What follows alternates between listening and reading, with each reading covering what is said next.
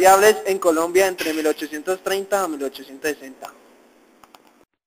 Consumo en Colombia en el periodo de 1830 hasta el periodo de 1860.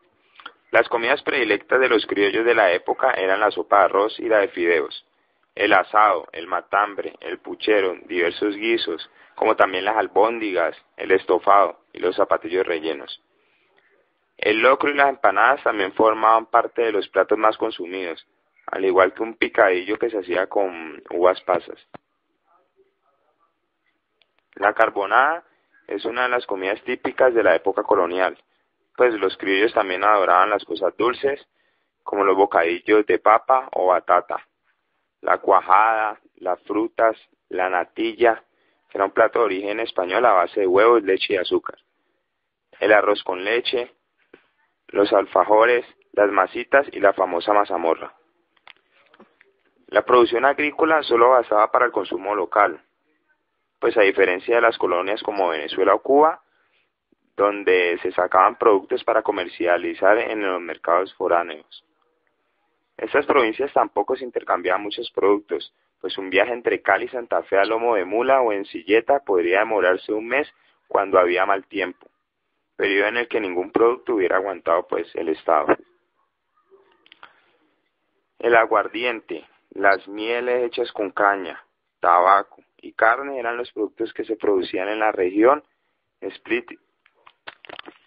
El presidente de la República de Colombia de la época, el general Francisco de Paula Santander, asumió el poder el 1 de abril de 1833, que termina en 1837. Su administración se caracterizó por la estabilidad e intensidad laboral administrativa. Fomentó el desarrollo de las manufacturas por el sistema de privilegios de exclusividad durante los periodos de 20 a 25 años.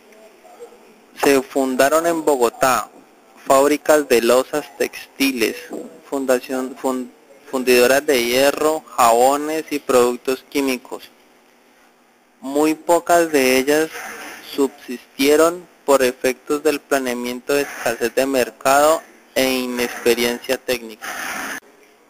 Los cambios económicos de Colombia de 1850, sobre todo el desarrollo, acelera el comienzo de tener cultivos de tabaco, a eliminar el monopolio estatal, beneficiando al capital que se convirtió en un activo del centro comercial. La cultura recibió también su impulso. Al llegar el año de 1850, el país se respiraba una atmósfera de cambio revolucionario. La emergente opinión pública se encontraba ya organizada en los partidos. La sociedad y la cultura también sufrían cambios. Uno de los más significativos fue la presencia de Bogotá, Cali y Medellín, en otras ciudades muy numerosas clases artesanales, sastres, carpinteros, albañiles, plateros, organizándolos en las llamadas sociedades democráticas, hicieron interrupción en las ciudades como una fuerza política social. Exportación en 1830-1860. Al inicio de la década, el presidente general Francisco de Paula Santander, quien se hallaba auxiliado en Europa, asumió el poder en el 1 de abril de 1833. Su administración, que termina en 1837, se caracterizó por su estabilidad e intensa labor administrativa. Fomentó el desarrollo de las manufacturas por el sistema de privilegios de exclusividad durante los periodos de 20 a 25 años. Se fundaron en Bogotá fábricas de lazos textiles, fundiciones de hierro, jabones y productos químicos. Muy pocas de ellas subsistieron por defecto al planteamiento, escasez de mercado e inexperiencia técnica. La administración del general Tomás Cipriano de Mosquera, 1845-1849, que siguió al general Herrán, se distinguió por su espíritu reformista y modernizador, impregnando la regularización a navegación a vapor en la arteria básica, en donde salió del interior del país al océano Atlántico, el río Magdalena. Desde el punto de vista comercial, el país entró en contacto con el mercado internacional, pero su comercio exterior se orientó casi que exclusivamente hacia Inglaterra, que entonces se encontraba en plena revolución industrial. El país exportaba oro y en menor medida algunos productos agrícolas y ganaderos, como tabaco, algodón y cueros, pero en excepción del algodón llegó a valer el 10% de las exportaciones las manufacturas de Santander y Boyacá. Lienzo, cordelería, batanes, seguía enviando sus productos a Antioquia, que con su producción minera alimentaba un activo comercio que iría dando creciente predominio al grupo antioqueño, en las actividades financieras y en el comercio interno y exterior. Y el proteccionismo que practicaron el gobierno de Santander y Marqués, quienes estimularon la formación de algunas industrias, loza, vidrio, textiles, hierro, papel, e insistieron en la defensa de las manufacturas tradicionales amenazadas por la competencia de los productos británicos. Monopolio estatal del tabaco, se desarrollaba una importante agricultura tabacalera, que hizo de este producto hasta 1870 el primer género exportable. El 23 de mayo de 1848 se había eliminado el monopolio del tabaco, fuente de los principales ingresos fiscales del Estado. En enero de 1852 se suprimió la esclavitud, medida que tuvo fuerte resistencia en algunas provincias. Importaciones entre 1830 y 1860.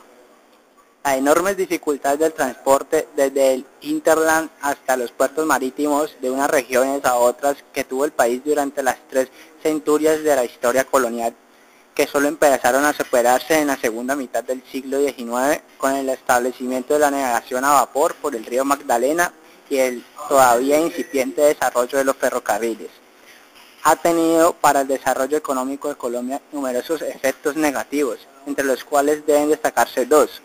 El alto costo de sus productos, sea de los destinados a los mercados externos o a los internos, y a la lentitud con que se han formado un mercado nacional.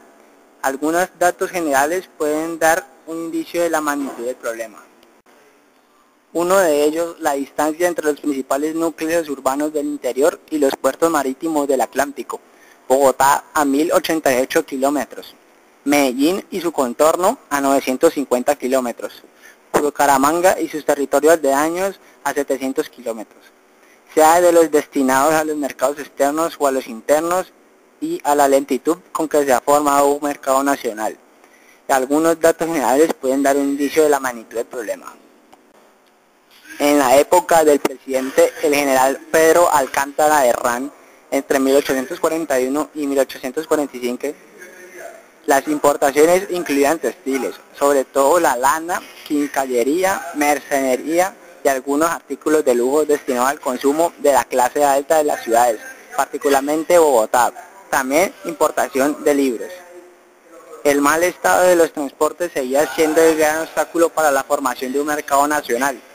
En el gobierno de José María Obando, entre 1853 y 1854, el nuevo gobernante recibió el apoyo entusiasta de las clases populares de Bogotá, particularmente de las sociedades democráticas de artesanos, que dieron llegada a la oportunidad de obtener una legislación proteccionista de sus manufacturas, competidas entonces por la importación de mercancías europeas, facilitada por la política libre cambista del gobierno anterior. Gasto en Colombia entre 1830 y 1860.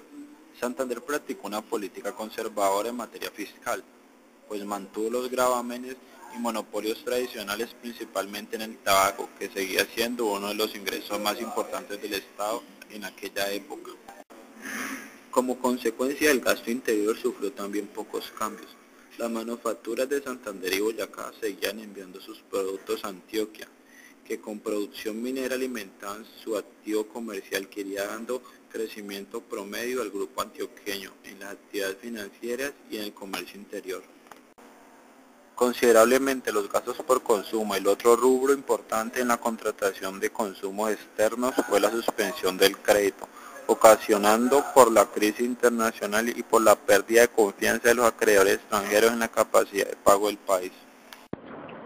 Si se compara la situación que encontraron los conquistadores y colonizadores españoles en el territorio colombiano con la que presentaban a comienzo del siglo XXVI, con el historiador encuentran numerosos contrastes que contribuyen a explicarle la peculiaridad del desarrollo social y económico de lo que ha llegado a ser la República de Colombia.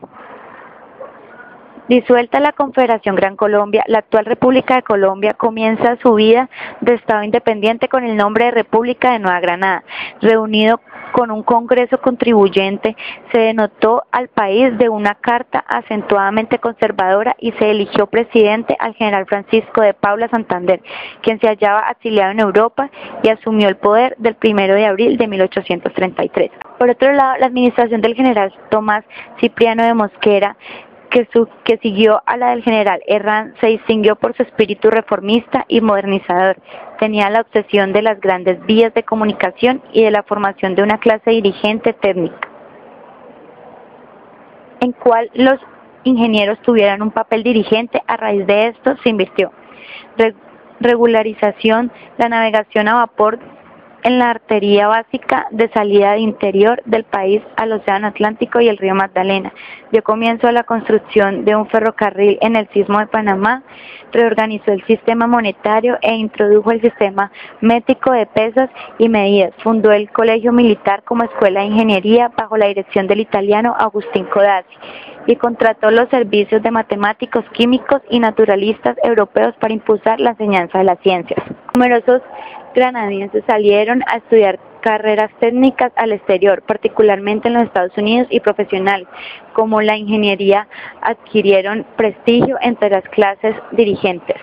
Tanto la economía como la estructura social del país sufrieron pocos cambios profundos en los años que corren entre la fundación de la República en 1850. El periodo fue de acentuado carácter conservador, a pesar de que las normas constitucionales del Estado se inspiraron en el pensamiento liberal. La clase dirigente seguía impuesta de terratenientes, antiguos funcionarios coloniales, letrados y militares que habían alcanzado altas posiciones políticas como resultado de su participación en la guerra emancipadora. Desde el punto de vista comercial y de la inversión, el país entró en un contacto con el mercado internacional, pero su comercio exterior se orientó casi exclusivamente hacia Inglaterra, que en ese entonces se encontraba en plena revolución industrial y se presentaba a invadir los mercados americanos y a exigir compensaciones económicas por el apoyo militar, político y financiero que habían prestado al proceso de emancipación. Por la misma época se inició también el comercio con los Estados Unidos. Desde luego, las proporciones menores. El país exportaba oro y en menor medida algunos productos agrícolas y ganaderos como tabaco, algodón y cuero. En todo esto se invirtió, pero con excepción del algodón, que llevó al valer el 10% de las exportaciones. Ninguno de ellos alcanzó importancia considerable. Las cifras de la exportación, que apenas sobrepasaron ligeramente la de las finales del periodo colonial, fluctuaron entre los 2 y 3 millones de pesos. Las importaciones incluían textiles, sobre todo la lana, quinceañera, mercerina y algunos artículos de lujo destinados al consumo de la clase alta de las ciudades, particularmente Bogotá.